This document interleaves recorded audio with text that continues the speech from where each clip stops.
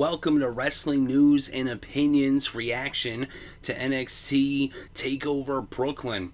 In the fourth match of the evening, we had Samoa Joe versus Baron Corbin. So we had two big guys.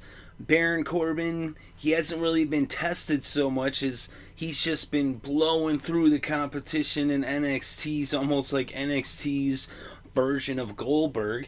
And Samoa Joe is a legend. He's, very well known throughout the world for all the excellent wrestling he's done over the past decade. And so here is, Baron Corbin, he's like a big fish in a small pond. Well, Samoa Joe is a whale.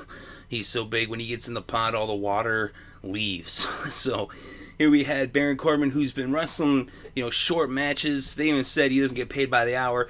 Usually he just goes through the competition with the quickness. Even Rhino, he took out pretty quick. That had been pretty much his toughest opponent thus far. But then here we go against Samoa Joe. They got in a knockdown, drag-out brawl. It was some real, physical, battle. Samoa Joe doing some pretty impressive kicks. Baron Corbin landing some moves on Samoa Joe, lifting him up. That big guy kind of tossing him around. Very impressive. It was actually the best match I've ever seen from Baron Corbin. And this is a match right here. This is how you get both guys over in a match. This is how it's done right here. After the match, I actually had more, respect for both of these guys. And the way it ended up, Baron Corbin, he did hit the end of days, but Samoa Joe kicked out, and it was going back and forth. And then eventually, when he went for it again, Samoa Joe was able to get him in the Cohina clutch. That's his version of the rear naked choke, and he actually made him pass out. So that was pretty cool. It didn't end in a pin. He didn't pin him to the mat. He made him pass out from that rear naked choke. He didn't submit. He just passed out, and that's how you do it right there.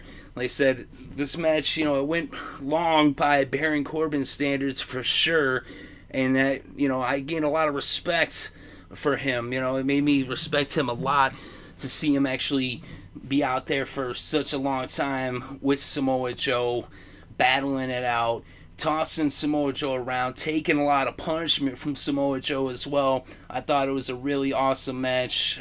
I liked the outcome and everything. They got big plans for Samoa Joe because Baron Corbin, like I said, he's a guy, he's been getting a big push from NXT. So for Samoa Joe to beat him, he's going to be obviously moving on to bigger and better things as well. Both of these guys have some big things ahead of them in NXT and eventually on the main roster. I believe both of these guys are going to end up on the main roster sooner than later. It's just really a matter of time. So I thought this was an awesome match all the way through, and I thought it was a really good ending. I thought they did an awesome job with this one. Let me know what you think in the comment section below. Definitely interested to read your thoughts and opinions. Thank you for listening.